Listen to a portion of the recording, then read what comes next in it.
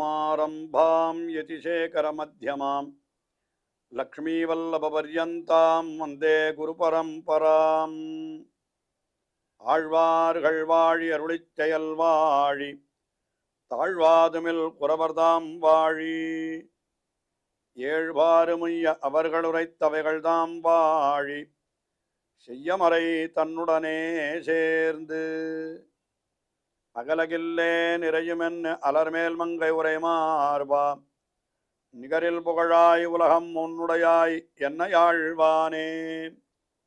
நிகரிலமரர் முனிக்கணங்கள் விரும்பும் திருவேங்கடத்தானே புகழொன்னில்லா வடியேன் உன்னடிக்கீழமர்ந்து புகுந்தேனே. அகில புவன ஜன்மஸ்தேம பங்காதிலீலே வினத விவிதபூதௌராதரக்ஷைகதீக்ஷே ஸ்ருதிசரசி விதீப்தே பிரம்மணி ஸ்ரீனிவாசே பவது மம பரஸ்மின் சேமுழி பக்திரூபா.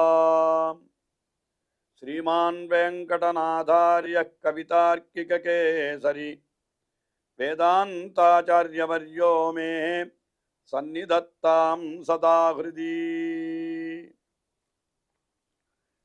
ஸ்ரீரங்கநாதனுடைய பாதுகைகளை குறித்து 1000 ஸ்லோகங்களை கொண்ட ஸ்ரீ பாதுகா சகஸ்ரம் என்கிற ஸ்தோத்திரத்தை வேதாந்த தேசிகன் அருளி செய்துள்ளார்.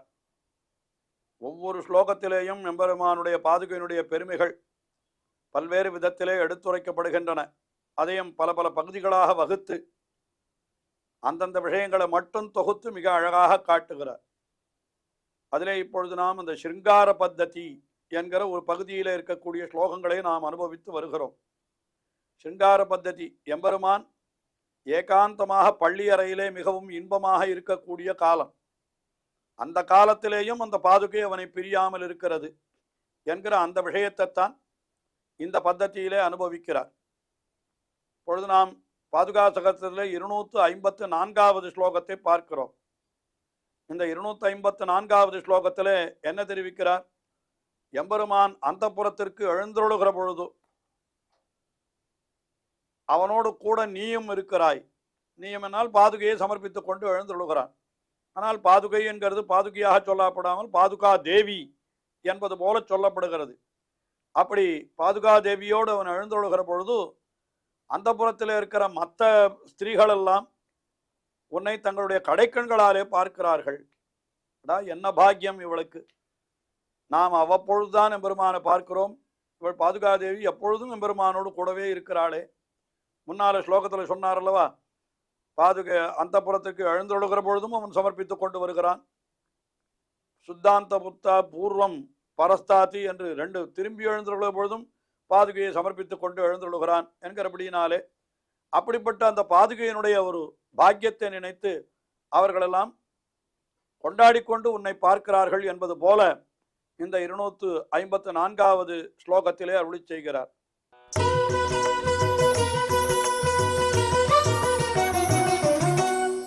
அசகாய கிரகீத ரங்கநாதாம் அவரோதாங்கணசீம்னி பாதுகே த்வாம் சுதுர்ஷா ஸ்வயம் அர்ச்சயந்தி தூராத் அவதம்சோத்பலவாசிதைஹி அபாங்கைஹி. அந்தப்புரத்திற்கு எழுந்தொழுகிற பொழுது எப்படி எழுந்தொழுவான் என்னால் அசகாய கிரகீத ரங்கநாதாம். அசகாயம் என்னால் என்ன, ஒரு இன்னொருத்தருடைய துணை இல்லாமல் வேறு ஒருத்தரும் இல்லாமல் எழுந்தொழுகிறான் ரங்கநாதன். அந்தப்புர பிரதேசத்திற்கு எழுந்தொழுகிறான் என்று அப்படி அர்த்தம் கொள்ளலாம். அதாவது எம்பெருமான் வேறு எங்கு எழுந்தொழினாலும் யாராவது ஒருத்தர் அவனுக்கு துணையோடு தான் இருப்பார்கள், அவனுக்கு கைலாக கொடுப்பதற்கு என்று அப்படியெல்லாம் இருப்பார்கள். ஆனால் இப்ப இங்க அந்தப்புரத்தில் எழுந்தொழும் பொழுது எப்படி எழுந்தொழுகிறான்? ஒருத்தரும் இல்லாமல் எழுந்தொழுகிறான். அசகாய கிரகீத ரங்கநாதாம் என்று, அதாவது வேறு ஒருவரும் இல்லாமல் இருக்கிற காலத்திலே அந்த ரங்கநாதனை அடையப்பட்டிருக்கிறாள் யார்? இந்த பாதுகை. இவளுக்கு இது ஒரு பெருமை இல்லையா? எல்லாரும் இப்பொழுது விலகி இருக்கிறார்கள். எம்பெருமான் எப்பொழுது எழுந்தொழினாலும் கூடவே சேன முதலியார் வருவார், கருடாழ்வான் வருவான், ஆனால் ஆதிசேஷன் வருவான் எல்லாம் சொல்லுகிறார்களே. ஆனால் இந்த அந்தப்புரத்திற்கு எழுந்தொழுகிற பொழுதோ அவர்களும் கூட விலகி நிற்கிறார்கள். ஆனால் அப்பொழுதும் விலகி இல்லாமல் கூடவே இருப்பது யார் என்னால் இந்த பாதுகை தான். அதுதான் பெருமை இந்த இடத்துல. அசகாய கிரகீத ரங்கநாதாம் என்று வேறு ஒருவரும் சகாயம் இல்லாத காலத்திலேயும் கூட உன்னை அடைந்திருக்கிறான் ரங்கநாதன். அப்படிப்பட்ட உன்னை பார்க்கிறார்கள். யார் பார்க்கிறார்கள்? அங்கே இருக்கக்கூடிய மற்ற ஸ்திரீகள், மற்ற பிராட்டிமார்கள். அவர்களெல்லாம் எப்படி பார்க்கிறார்கள் என்னால் அவர்களுக்கு ஒரு விசேஷனம் சொல்லுகிறார் இந்த இடத்துல. என்னன்னு கேட்டா, அவ காதுல புஷ்பங்களை வைத்து கொண்டிருப்பாளாம். காதுல புஷ்பங்கள்னா எப்பொழுதும் அவர்களுக்கு அந்த, அதாவது புஷ்பங்களை சூட்டி கொள்ளுகிறவர்கள் தலையிலே காதுக்கு அருகிலே அந்த புஷ்பங்களை சூட்டி கொள்ளுதல் என்று உண்டோ இல்லையோ, அந்த புஷ்பங்கள் என்ன ஆகுதுன்னா, அந்த புஷ்பங்களினுடைய வாசனை இவர்களுடைய கண்களில் போய் சேர்றதான். ஏன்னா கண்ணுக்கு அருகிலேயே புஷ்பம் இருக்கிற அப்படின்னாலே காதிலே அணியப்பட்ட புஷ்பங்களினுடைய வாசனையோடு கூடியதான கண்கள், அந்த கண்களாலே உன்னை பார்க்கிறார்கள், பூஜிக்கிறார்கள் என்ன அதை சொல்லுகிறார் இந்த பாதுகை. அவரோத அங்கணசீம்னி என்ன சொல்றன்னா, அவர் என்ன பண்ணா, அவதம் சோத்பல வாசிதைஹி, அதாவது அவதம்சம் என்னால் காதிலே அணியக்கூடிய புஷ்பங்கள், அதனாலே வாசிதைஹி நன்றாக வாசனை உடையதாக செய்யப்பட்ட என்ன பண்ணுகிறார்கள், அந்த அவரோத அங்கண சீம்னி தங்களுடைய திருக்கண்களாலே, அபாங்கைஹி அந்த கண்களாலே, கடைக்கண்களாலே என்ன பண்ணுகிறார்கள், தூராத்து ஸ்வயம் அர்ச்சயந்தி வெகு தூரத்தில் இருந்தே உன்னை அந்த கண்களாலேயே உன்னை பூஜிக்கிறார்கள் என்று சொல்லுகிறார். அதாவது எப்படி இந்த ஸ்லோகத்தினுடைய அர்த்தத்தை நாம் முழுமையாக கொள்ள வேண்டும் என்னால், எம்பெருமான் அந்த புறத்திற்கு எழுந்தொழுகிற பொழுது தனியாகத்தான் எழுந்தொழுகிறான், யாரோடும் கூட எழுந்தொழுவதில்லை. அசகாயன், அதாவது சகாயம் இல்லாதவனாக எழுந்தொழுகிறான். ஆனால் அந்த சமயத்திலேயும் கூட பாதுகை மட்டும் அவனோடு கூடவே இருக்கிறது. இந்த பாதுகாதேவியை அவன் விடுறதில்லை, அவளையும் அழைத்து கொண்டு வருகிறான். இதை அந்த புறத்தில் இருக்கிற மற்ற ஸ்திரீகள் எல்லாம் பார்க்கிற பொழுது கடைக்கண்களாலே பார்க்கிறார்கள். என்ன அர்த்தம், அடடா என்ன பாக்கியம் இவளுக்கு, என்ன பாக்கியம் அவளுக்கு, எம்பெருமானுக்கு எப்பொழுதும் அடியவர்களாய் ஒழிவில் காலமெல்லாம் உடனாய் மன்னி என்று எப்பொழுதும் இருக்கிறவர்களும் கூட இப்ப விலகி இருக்கிறார்கள். ஏன்னா அந்த புறத்திற்கு எம்பெருமான் எழுந்துள்ள பொழுது அவர்களெல்லாம் விலகித்தான் இருப்பார்கள். ஆனால் அப்படி இருக்கிற பொழுதும் விலகாமல் கூடவே இருந்து இப்படி அந்த எம்பெருமானோடு கூடவே வருகிறார்களே, இவளுக்கு என்ன பாக்கியம், இவளுக்கு என்ன பாக்கியம் என்ன, அதை தங்களுடைய கண்களினுடைய பார்வையாலே அந்த தேவிமார்கள் வெளிப்படுத்துகிறார்களா. அதைத்தான் இவர் என்ன சொல்லுகிறார் என்னால், அந்த புற ஸ்திரீகள் தங்கள் கண்களாலே உன்னை பூஜிக்கிறார்கள், இந்த பாதுகையை பூஜிக்கிறார்கள், கொண்டாடுகிறார்கள். என்ன கொண்டாட்டம் என்னால், எல்லாரும் விலகி இருக்கிற பொழுதும் இவள் விலகாமல் கூடவே இருக்கிறாளே, இவளுக்கு கிடைத்த பாக்கியம் யாருக்கு கிடைக்கும் என்பது போல அந்த பாதுகையை ரொம்ப கௌரவமாக கொண்டாடி கொண்டு பார்க்கிறார்கள் என்கிற கருத்தை இந்த ஸ்லோகத்திலே நாம் கொள்ளலாம். அடுத்தபடியாக 255வது ஸ்லோகம். இந்த ஸ்லோகத்தில் என்ன சொல்லுகிறார் என்றால், என்ன, எம்பெருமானுடைய அந்த இது, அதாவது பாதுகை எல்லா காலத்திலும் எம்பெருமானை அனுபவிக்கிறது.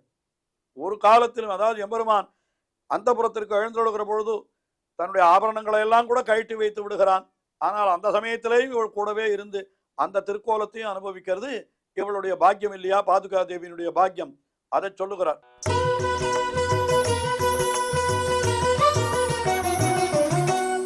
நிர்விஷ்யமானமபி நூதன சந்நிவேஷம் கைவல்ய கல்பித விபூஷண காய காந்திம் காலேஷு நிர்விசசி ரங்கயுவானம் ஏகா ஸ்ருங்கார நித்ய ரசிகம் மணிபாதரக்ஷே.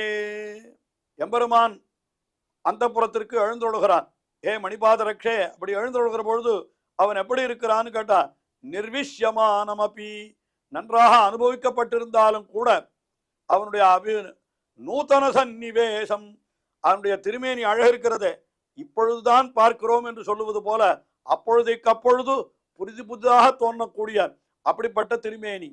அதுக்கு மேல கைவல்ய கல்பித விபூஷணா, என்னாலன்னா ஒன்றும் சாத்தி கொள்ளாததனால் இந்த எல்லா ஆபரணங்களை எல்லாம் கழட்டி வைத்து விட்டான். ஏதோ கீழ் ஸ்லோகத்தில் கூட பார்த்தோம், ஒரே ஒரு முத்துமாலை மட்டும்தான் அணிந்திருக்கிறான். என்ன, அதுவும் கூட ரொம்ப நெருக்கமாக இல்லாத முத்துமாலை என்றெல்லாம் கூட பார்த்தோம். அப்படி கைவல்ய கல்பித விபூஷண காய காந்திம், இப்ப ஆபரணங்கள் எல்லாம் இல்லாதபடியினாலே திருமேனியுடைய அழகு நன்றாக முழுவதுமாக வெளிப்படுகிறது. ஆபரணம் சாத்தினால் திருமேனியுடைய அழகெல்லாம் என்ன மறைக்கப்பட்டு விடுகிறது. இப்பொழுது ஆபரணம் இல்லாதனால கைவல்ய விபூஷண கைவல்ய கல்பித விபூஷண காய காந்திம், திருமேனுடைய பிரகாசம் நன்றாக வெளிப்படுகிறது. அப்படி வெளிப்படுகிற அவன் ரங்கயுவானம், என்ன யவ்வன பருவத்தை உடையவனாய் அந்த ரங்கநாதன் அவன் எழுந்தருளி இருக்கிறான். அப்படி எழுந்தருளி இருக்கிற பொழுது அது என்ன, அதை நீ அனுபவிக்கிறாய். ஸ்ருங்கார நித்திய ரசிகம், என்னால் மிகவும் ஸ்ருங்காரத்தை நன்றாக அவ்வப்பொழுது நன்றாக ரசிக்கக்கூடியவனான அந்த எம்பெருமானை என்ன பண்ணுகிறாய், காலேஷு அந்தந்த காலத்துல நீ வந்து நன்றாக அப்படி நிர்விசசி நன்றாக அனுபவிக்கிறாய். இந்த அனுபவத்தை யார், அந்த புறத்துல அவன் இருக்கிற பொழுது அவனுடைய அழகு எப்படி இருக்கும் என்கிறதை யாராலே அனுபவிக்க முடியும்? பிராட்டிமாராலே தான் அனுபவிக்க முடியும். அவன் வெளியில இருக்கிற பொழுது இருக்கக்கூடிய அழகை வெளியிலே இருப்பவர்கள் அனுபவிக்க முடியும். ஆனா நீயும் ரெண்டுத்தையும் அனுபவிக்கிறாய். வெளியில இருக்கிற பொழுதும் அவனோடு கூட இருந்து அவனுடைய அந்த திருமேனியில ஆபரணங்களோடு மாலைகளோடு இருக்கிற அழகையும் அனுபவிக்கிறாய். இப்பொழுது எதுவும் இல்லாமல் அந்த புறத்துல ஏகாந்தமாய் வந்திருக்கிற காலத்துல அந்த அழகையும் நீ அனுபவிக்கிறாய். உன்னுடைய பாக்கியமே பாக்கியம் என்பது போல இந்த ஸ்லோகத்திலே அருளி செய்கிறார். அடுத்தபடியாக 256வது ஸ்லோகம். இதுல என்ன தெரிவிக்கிறார் என்னால், எம்பெருமான் சயனித்து கொண்டிருக்கிற பொழுது கூட பாதுகை பக்கத்திலேயே இருக்கிறது. அவன் சயன காலத்திலேயும் கூட பாதுகை அவனை விட்டு அகலுவதில்லை என்று அந்த அர்த்தத்தை தெரிவிக்கிறார்.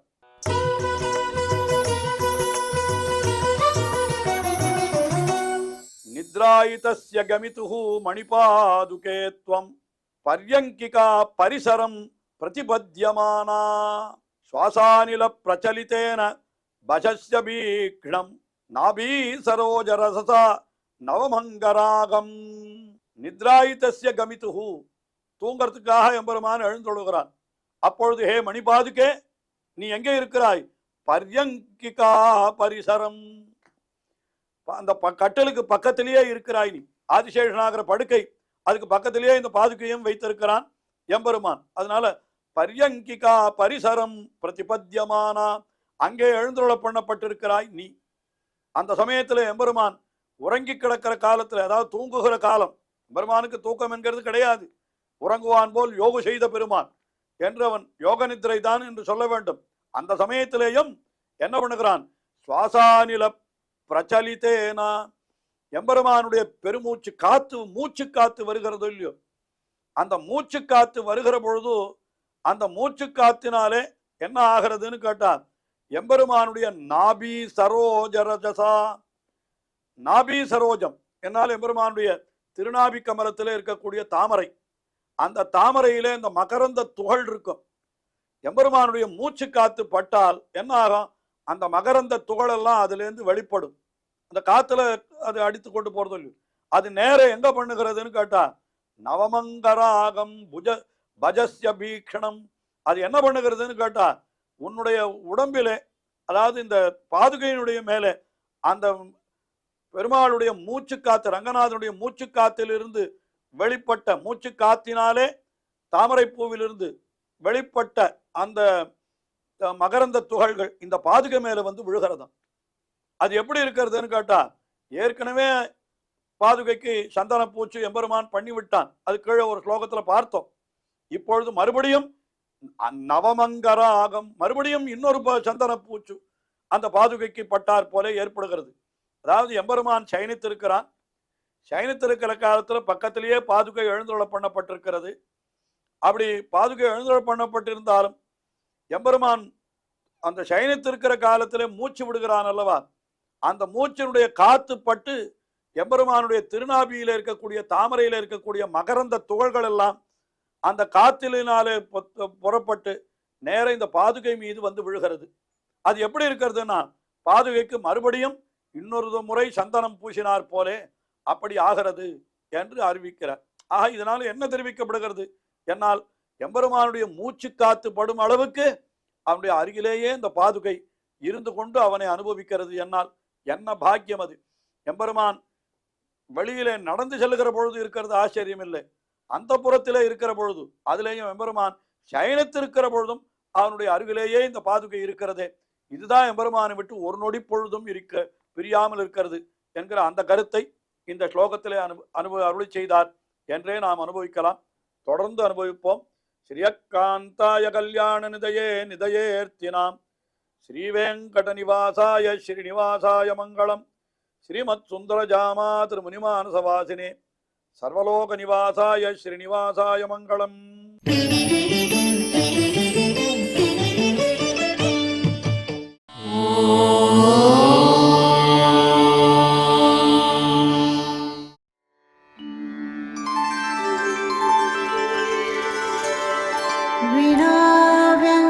विनाव्यङ्कटेशं ननाथो ननाथः सदा व्यङ्कटेशं स्मरामि स्मरामि.